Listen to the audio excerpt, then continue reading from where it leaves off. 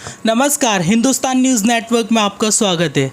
आज की खास बातचीत के लिए हमारे साथ मौजूद है बेहद ही खास मेहमान, रोटी बैंक के संस्थापक राजकुमार भाटिया जी, जिनसे आज की खास बातचीत में वो प्रकाश डालेंगे सोसाइटी की यानी समाज की भूख के लिए लड़ाई।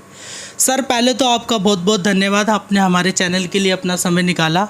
मेरा पहला सवाल सर से यही रहेगा कि रोटी बैंक की शुरुआत कैसे हुई और रोटी बैंक किस तरह से कार्य करता है। रोटी बैंक की शुरुआत जून 2015 में आज़ादपुर मंडी से ही हुई थी और इसके पीछे एक छोटी सी कहानी है। उस कहानी को समझे बिना रोटी बैंक की स्थापना की बात नहीं हो सकती। एक व्यक्ति मेरे से काम मांगने आया। मेरे पास काम नहीं था क्योंकि ऑलरेडी हमारे पास लेबर फिक्स होती है। तो मैंने जेब में हाथ डाल के कुछ उसे पैसे देने चाहे और उसने पैसे लेने से मना किया और कहा कि अगर आपका कुछ मन है सहायता करने का तो आप मुझे रोटी खिला दें। सामने वेंडर खड़ा था और मेरे पास घर से लाई हुई मेरा ब्रेकफास्ट भी था, रोल किया हुआ। मैंने उसे वो दिया और वेंडर को बोला कि इसको सब्जी रोटी और जो चाहिए आप दे दीजिए। जैसे जैसे वो खाना खा रहा था और उसकी आंखों की जो चमक थी वो बढ़ती जा रही थी। मुझे लगा कि एक व्यक्ति अगर भूख को ऐसे महसूस करता है और भूख तृप्ति के बाद कैसे महसूस करता है, तो समाज में इस प्रकार से हम और भी कई लोगों की भूख मिटा सकते हैं। मुझे नहीं पता था रोटी बैंक कितना बड़ा रूप लेगा, लेकिन उस दिन निश्चय कर लिया था कि रोज़ कुछ ना कुछ लोगों को खाना खिलाएंगे। मैंने अपने साथियों से बात की, सुधीर बैरानी, राजू नारंग, सोनिक सिदाना, उनसे बात की और हम लोगों ने तय किया कि कल से अपने ब्रेकफास्ट के साथ एक एक्स्ट्रा पैकेट लेके आएंगे और कोई भी भूखा नज़र आएगा तो उसे खिलाएंगे। ये रोटी बैंक की शुरुआत है। पहले दिन 7 पैकेट आए थे, फिर 10 पैकेट आए। फिर हमें ऐसा लगने लगा कि ये चलेगा नहीं, इसको कुछ ना कुछ ऐसा रूप देना चाहिए कि सब लोग इन्वॉल्व हो जाए। हमारे 7 पैकेट से भूख नहीं मिटेगी। तत्पश्चात हम लोगों ने एक छोटा सा बॉक्स बनाया, उससे स्केच पेन से लिख दिया रोटी बैंक और लोगों को बताया कि कैसे आपको आके इसमें किन लोगों के लिए खाना लाना है। धीरे धीरे सुधार हुआ। पहले लोग कागज़ में, पॉलीथीन में, अखबार में लपेट के ले आते थे क्योंकि आज़ादपुर मंडी में हर प्रकार के लोग हैं। अच्छी बात ये हुई कि पहले दिन से ही जो लोग रोटी की लड़ाई लड़ रहे थे, यानी कि जो 2 जून की रोटी कमाने के लिए यहाँ मजदूरी पल्लेदारी करते हैं, उन्होंने भी रोटी बैंक में सहयोग किया और फिर हम 7 से 60 पैकेट में आए और 60 पैकेट के बाद 700 पर पहुँचे। आज ईश्वर की कृपा से और लोगों के सहयोग से प्रतिदिन 4000 से ज़्यादा पैकेट रोटी बैंक में आते हैं। ये रोटी बैंक की शुरुआत है। फिर हमने सोशल मीडिया के माध्यम से जब अपने इस प्रयास को लोगों तक डालना शुरू किया, पोस्ट करना शुरू किया, तो बहुत जगह से RWS के माध्यम से, सोसाइटीज़ के माध्यम से, मार्केट एसोसिएशन के माध्यम से हमें ये अप्रोच हुआ कि हमारे यहाँ भी रोटी बैंक खोलिए। तब तक रोटी बैंक शेप ले चुका था, एक बॉक्स बन चुका था, उस पर बैनर था, उस पर। तो इस प्रकार से दिल्ली और आसपास की स्टेट्स में हमने लगभग एक टाइम पे मैक्सिमम 75 सेंटर्स खोल दिए थे। लेकिन मामला कंटिन्यूटी का था। सेंटर्स खुलते थे, 2-4 महीने चलते थे, लोग छोड़ जाते थे। प्रतिदिन RWA के लोग काम पर जाने से पहले उसमें खाना डालते थे। हमारे वॉलंटियर वहाँ से एकत्रित करते थे, अलग अलग सेगमेंट में हम लोग बांट भी देते थे। लेकिन कंटिन्यूटी नहीं बन पाई। कंटिन्यूटी कुछ एक जगह पे रही, आज़ादपुर मंडी, इंदिरा नगर, आदर्श नगर और लाजपत नगर, जनकपुरी। कुछ नए सेंटर खुलते, कुछ पुराने बंद हो जाते। इस प्रकार से एक ये भी पड़ाव था। फिर उसमें एक मॉडल में हमने थोड़ा सा चेंज किया। कुछ यूथ जब हमारे साथ वॉलंटियर्स में जुड़े तो उन्होंने कहा कि इसको एक परमानेंट मॉडल करना चाहिए और परमानेंट मॉडल में हमने स्कूल्स के बच्चों को साथ जोड़ा। आज हमारे साथ लगभग 14 स्कूल्स जुड़े हुए हैं। कोई वीकली कंट्रीब्यूट करता है, कोई ट्वाइस इन ए वीक करता है, कोई डेली करता है। कुछ स्कूलों ने क्लास वाइज सिस्टम बना रखा है।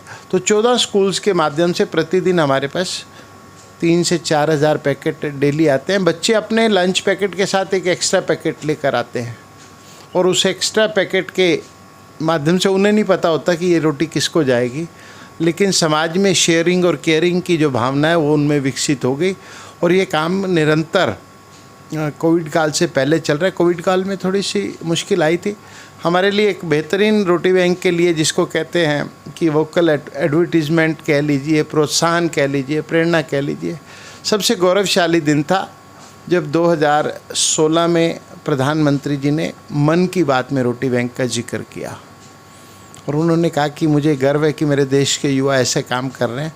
फिर हमारे पास काम करने वाले लोगों की बाजुओं की भी एक पंक्ति खड़ी हो गई और समाज में एक भाव जागा, क्योंकि ये एक वैक्यूम था जो पिछले 30-35 सालों से समाज में आ गया था। नहीं तो गांव देहात से जो लोग आते हैं उन्हें तो मालूम है कि गांव में या शहरों में भी पहले, कस्बों में भी पहली रोटी कुत्ते के लिए, कौवे के लिए, ब्राह्मण के लिए और समाज में जो ज़रूरतमंद है उसके लिए, गाय के लिए, ये 5 प्रकार की रोटी निकालती थी, तब घर के लोग खाते थे। रोटी बैंक उसी का कंसेप्ट है। हमारी संस्कृति, समाज और हमारे चूल्हे को एक जुड़ाव देता हुआ हैव और हैव नॉट के बीच की लड़ाई है, ये रोटी बैंक है। तो सर ने बताया किस तरह से रोटी बैंक की शुरुआत हुई और रोटी बैंक किस तरह से कंटिन्यूटी दिखाते हुए जब शुरुआत हुई तो कहाँ था, शुरुआत के बाद लोगों का, बच्चों का, स्कूल के बच्चों का या अन्य तरह के समाज के लोगों का सहयोग होके रोटी बैंक कहाँ तक पहुँच गया। सर हम ये जानना चाहेंगे, जब आपने शुरुआत की थी रोटी बैंक की तो क्या आपकी कोई उम्मीद थी कि आज मैं शुरुआत कर रहा हूँ तो इतने साल बाद मैं रोटी बैंक को यहाँ देखना चाहता हूँ? मैंने पहले ही कह दिया था कि हमें नहीं पता था कि हम कौन सी यात्रा शुरू कर रहे हैं और बड़ी यात्राएं हमेशा छोटे से ही शुरू होती हैं। कभी 7 पैकेट से जब 70 हुए थे तब ऐसा लगता था कि समाज में जागृति होनी चाहिए और फिर बहुत सारे लोगों ने कहा कि हम भी रोटी बैंक खोलना चाहते हैं, हम भी खोलना चाहते। सब लोग अपनी अपनी ढंग से बात की थी। तो हमारी 2 शर्तें रहती थी कि हमने किसी प्रकार की सरकारी अनुदान और ग्रांट से परहेज रखा और बल्क डोनेशन एनजीओ की तरह इसे नहीं चलाया, समाज के एक प्रकल्प की तरह चलाया। इसमें समाज का योगदान रहे, योगदान केवल फाइनेंशियल ना रहे, सहभागिता रहे, हर आदमी जिम्मेवारी समझे ताकि कोई भूखा ना रहे कि इस मुहिम में वो साथ जुड़े। तो यात्रा तो धीरे धीरे ही बढ़ी है। आज 8 साल हो गए हैं और लगभग 22 लाख लोगों तक खाना पहुंचा है। तो इस यात्रा में कुछ स्वप्न तो रहे होंगे और वो स्वप्न भी जिद के कारण टिके रहे, क्योंकि जब आप कुछ ठान लेते हैं, बहुत सारे साथी भी जो शुरुआती दौर में थे आज साथ नहीं है, क्योंकि हर एक के अपने मुकाम होते हैं, कईयों को बोरियत भी हो जाती है। लेकिन मुझे लगता है कि अगर आपके मन में जिद है और समाज के प्रति कुछ करने की ललक है तो आपके सारे सपने सच होते हैं। रोटी बैंक की यात्रा भी यही एक स्वप्न थी, चल रहा है। अब जीवन ऐसे लगता है कि रोटी बैंक के बिना अधूरा है। दिन भर जितने भी सामाजिक राजनीतिक काम करो, लेकिन अगर रोटी बैंक का काम हाथ में नहीं आता तो थोड़ा सा अजीब लगता है। तो अगर हम समाज की बात करें, समाज में अन्य तरीके के लोग रहते हैं, तो आपसे ये जानना चाहेंगे या आप किस तरह का मतलब सुझाव देना चाहेंगे, हम समाज के तौर पे या समाज अन्य तरीके से किस तरीके से लोगों की सहायता कर सकता है रोज़ डेली बेसिस पे कि कोई भी भूखा ना रहे या भूखा ना सोए?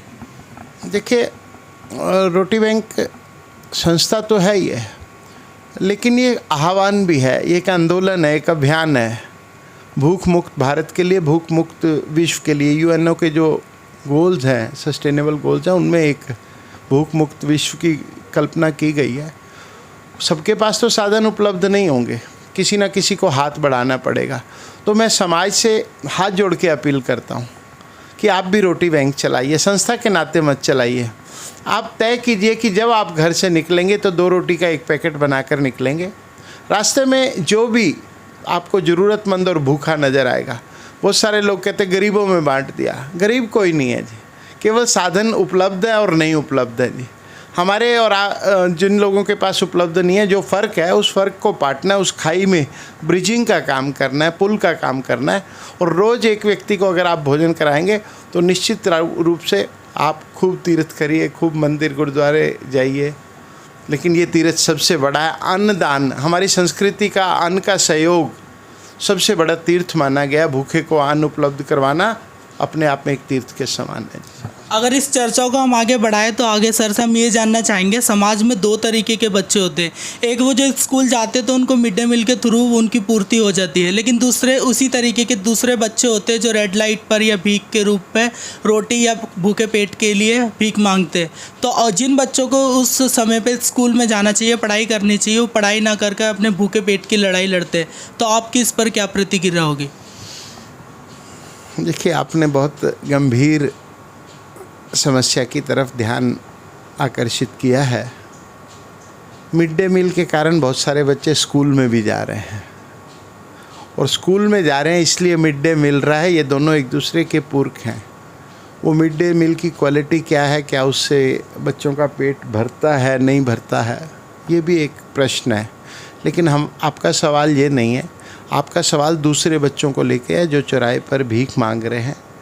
भिक्षावृत्ति भी अपने आप में एक बड़ी समस्या है। और आपने देखा होगा जो लोग भीख मांग रहे हैं उनको अगर आप खाने का कोई सामान दे दें या रोटी दे दें तो उनको बहुत अच्छा नहीं लगता। वो ज़्यादातर लोग पैसे की तरफ ध्यान देते हैं, क्योंकि एक बहुत बड़ा जो गिरोह है, एक नेक्सस है, उन लोगों को भीख मंगवाने का काम कर रहा है। तो उनका ध्यान, या उनको एक डर रहता है कि रोटी ले लेंगे तो वो जो पीछे से भीख मंगवा रहा है उसके पैसे कैसे पूरे होंगे। तो दोनों समस्याओं में थोड़ा सा अंतर है। मुझे लगता है कि जो स्कूल्स भी मिड डे मील दे रहे हैं उन्हें न्यूट्रिशन वैल्यू का भी ध्यान रखना चाहिए। इतना खाना तो मिले कि बच्चे का पेट भी भरे और उसका पोषण भी पूरा हो जाए। और जो सड़क पर भीख मांग रहे बच्चे हैं, हम ये प्रवृत्ति ज़रूर डेवलप करें कि उनको हम पैसा नहीं देंगे, खाने का सामान देंगे, और फिर लगातार उन्हें मुफ्तखोरी की आदत ना पड़ जाए। इसके लिए छोटी छोटी लाइफ स्किल ट्रेनिंग्स, उनकी पढ़ाई का ध्यान रखना होगा। आप किसी को बिस्किट दे रहे हैं, उसको एक छोटी सी कॉपी दे सकते हैं, एक छोटी सी किताब, पेंसिल दे सकते हैं कि बेटा अगली बारी मैं तेरे लिए और बिस्किट लेके आऊँगा, थोड़ा सा पढ़ के मेरे को बताना, अगर तुम पढ़ोगे तो फिर मैं तुम्हारा और ध्यान रखूँगा। इस प्रकार का छोटा सा प्रयोग हमने भी रोटी बैंक के बेनिफिशरी बच्चों के लिए, जो रोज़ बच्चे आज़ादपुर मंडी में कूड़ा बीनने आते थे, बूट पॉलिश करने आते थे, जिनको लगता था फ्री में मिल जाएगा, बस इतना बहुत है, उनके लिए हमने एक सार्थक प्रयोग किया और वो प्रयोग सफल रहा। हालांकि बाद में वो कोविड काल के कारण हमें उसको क्लोज़ करना पड़ा और दोबारा वो शुरू नहीं हो पाया, क्योंकि बच्चे उम्र के साथ साथ बड़े हो जाते हैं। तो हमने 180 बच्चों के लिए वृक्षशाला के नाम से एक लाइफ स्किल ट्रेनिंग स्कूल खोला था। वृक्षशाला इसलिए क्योंकि वो पार्क में चलता था। एवरी संडे हम बच्चों को और उनके माँ बाप को बुला के जीवन उपयोगी जो सार्थक बातें हैं वो बताते थे। पढ़ाई की बात नहीं थी, वो जीवन में जो उनके काम आने वाली बातें हैं, भले वो ट्रैफिक रूल्स हो, भले वो समाज में रहने की विधा हो, थोड़ी बहुत स्किल ट्रेनिंग हो, लिफाफा बनाना हो, ताकि वो अपना जीविका यापन कर सके। ऐसा एक प्रयोग किया और इस प्रयोग को भी दिल्ली पुलिस के माध्यम से और अन्य कई संस्थाओं के माध्यम से बहुत सराहना भी मिली थी और वो एक अच्छा मॉडल था। लेकिन कोविड काल के कारण उसे बंद करना पड़ा। मेरा अब भी यही प्रयास है कि जिन लोगों को हम खाना देते हैं उन्हें साथ साथ प्रेरित भी करें कि वो कमा कर खा पाएँ, कुछ अच्छा कर पाएँ, समाज में जितना उनका योगदान बन सकता है वो दें। सर ने बताया किस तरीके से बच्चे अपनी स्किल्स को बढ़ा के खुद कमा के खुद खा सकते हैं और जो समय उनका जिस चीज़ में जाना चाहिए उसी में देना चाहिए। कई बार हमने भी देखा है कि लोग मतलब उनसे नेक्सस चलता है, भीख मंगवाते, उसको एक बिज़नेस बना लेते, जिससे बच्चे भूख की तरफ ना बढ़ के पैसों की तरफ बढ़ते। सर, मैं आखिरी सवाल मेरा इस इंटरव्यू का यही रहेगा कि आप उन बच्चों के लिए क्या मैसेज देना चाहें जिससे वो बच्चे जिस राह पर चल रहे हैं वहाँ से हटकर जो उनका समय जहाँ जाना चाहिए वहाँ दे सके। देखिए, समाज को हाथ बढ़ाना पड़ेगा। वो बच्चे तो अबोध हैं, मजबूर भी हैं, भयग्रस्त भी हैं। उनके पीछे जो काम कर रहे हैं लोग, उनको ये सोचना चाहिए कि वो केवल पैसे इकट्ठे करके कहीं पैसा कमा तो ज़रूर रहे होंगे, लेकिन इसके साथ साथ वो एक सामाजिक पाप कर रहे हैं। उस सामाजिक पाप को रोकना होगा। समाज में जब इस प्रकार के बच्चे मिलते हैं तो अगर हम 2 मिनट उनके साथ रुक के बात कर लें, उनकी मजबूरी की बात सुन लें, हमें डर लगता है कि पता नहीं कौन पीछे से आके हमें ही ना मार दे जी। ऐसा कुछ नहीं है। जब आप छोटे छोटे साहस, दुस्साहस और प्रयास करते हैं, साहस, प्रयोग और पहल करते हैं तो उसके सार्थक परिणाम आते हैं। समाज में हमें हाथ पकड़कर आगे चलाने की विधा को भी जानना चाहिए। किसी ने तो हमारा हाथ भी पकड़ा होगा, कभी किसी ने हमें भी सहारा दिया होगा, प्रेरणा दी होगी, कुछ अच्छा करने के लिए प्रेरित किया होगा। तो हमें भी उन बच्चों के साथ संवाद करना चाहिए, छोटे छोटे प्रयोग करने चाहिए। मैंने बताया कॉपी पेंसिल देनी चाहिए। कुछ बच्चे हमारे यहाँ चोरी करने आते थे, चोरी मतलब जो बचा हुआ था वो उठाने आते थे। तो जैसे जैसे वो बड़े हुए मैंने उनसे पूछा कि स्कूल जाओगे? नहीं जाएंगे। क्यों नहीं जाओगे? हमारे घर में साधन नहीं है। कुछ बच्चों का स्कूल में एडमिशन कराया। कुछ बच्चों को मैंने बूट पॉलिश की किट लेके दी, और बूट पॉलिश की किट लेके देना पर्याप्त नहीं था। 70-80 रुपये की किट आती है, ब्रश, पॉलिश और छोटा सा वो शाइनर होता है। तो वो लेके दिया तो वो बच्चों का कि हमारे से करवाएगा कौन। तो मैंने अपने आसपास के लोगों को कहा कि ये जब भी आए आपको बूट पॉलिश कराना है 10 रुपये में। 10 रुपये किसी भी समृद्ध या काम करने वाले व्यक्ति के लिए बहुत बड़ी बात है। एक भाव होना चाहिए कि मैंने समाज की सहायता करनी है। वो बच्चे धीरे धीरे धीरे पॉलिश करते हुए कहीं ना कहीं अच्छी जगह पे पहुंच गया। मैं नाम लूँगा तो वो बच्चा भी सुन रहा होगा तो उसे अच्छा नहीं लगेगा, लेकिन मुझे अच्छा लगता है। एक बच्चा मेरे को मिला, उसने मुझे कहा कि आपने मुझे पहचाना? मैंने कहा नहीं। उसने अपना नाम बताया और उसने कहा कि आपने मुझे 6 साल पहले एक बूट पॉलिश की किट दी थी। अब मैं आजकल मेट्रो में काम करता हूँ, मैं कमा के मेट्रो में काम करने लग गया हूँ। तो मुझे लगता है कि यही समाज में हमारी उपयोगिता और सार्थकता है। अपने लिए जिए तो क्या जिए जी। तो दूसरे के लिए अगर आप छोटा सा भी प्रयास करते हैं उसके लिए वो बहुत बड़ा प्रयास होता है। मैं तो सभी को यही संदेश दूंगा। अपने आसपास जो बच्चा नहीं पढ़ रहा, बहुत सारे बच्चे हैं स्कूल में किस लिए नहीं जा रहे? अंकल हमारे पास आधार कार्ड नहीं है, अंकल हमारे पास पहचान पत्र नहीं है। तो क्या समाज में एक पढ़ा लिखा आदमी, नौकरी पेशा आदमी, बिजनेस मैन आदमी इतना भी नहीं कर सकता कि उसका आधार कार्ड बनवा दे, उसका हाथ पकड़ के साथ वाले स्कूल में ले जाए, मैडम से कहे, सर से कहे कि इसका एडमिशन होना चाहिए? ये छोटे छोटे प्रयास समाज को करने होंगे। बच्चों को तो जिस राह पर आप ले जाएंगे उस राह पर चल पड़ेंगे। तो समस्या यही नहीं है कि कोई भीख मांग रहा है या वो नेक्सस को बढ़ावा दे रहा है। समस्या ये भी है कि समाज में लोग जागरूक नहीं है और बच्चों के प्रति इस तरीके के सकारात्मक कदम नहीं उठा रहे। रोटी बैंक इतना अच्छा कॉन्सेप्ट निकल के आया कि प्रधानमंत्री मोदी ने भी मन की बात में रोटी बैंक का जिक्र किया। और इसी के साथ साथ हम इस इंटरव्यू को समाप्त करते हो और इसकी समाप्ति हम डॉक्टर कलाम के कोटेशन से करेंगे, जिसमें वह कहते थे अगर आप किसी को रोटी देते हो तो उसकी भूख मिटती है, लेकिन अगर आप किसी को जीवन जीने का तरीका और कमाने का तरीका या एक रोज़गार प्रदान कर देते हो तो वो पूरे जीवन कमा के खा सकता है। ऐसी खास बातचीत के लिए देखते रहिए हिंदुस्तान न्यूज़ नेटवर्क। मैं अमन कुमार, और बने रहिए हमारे चैनल के साथ।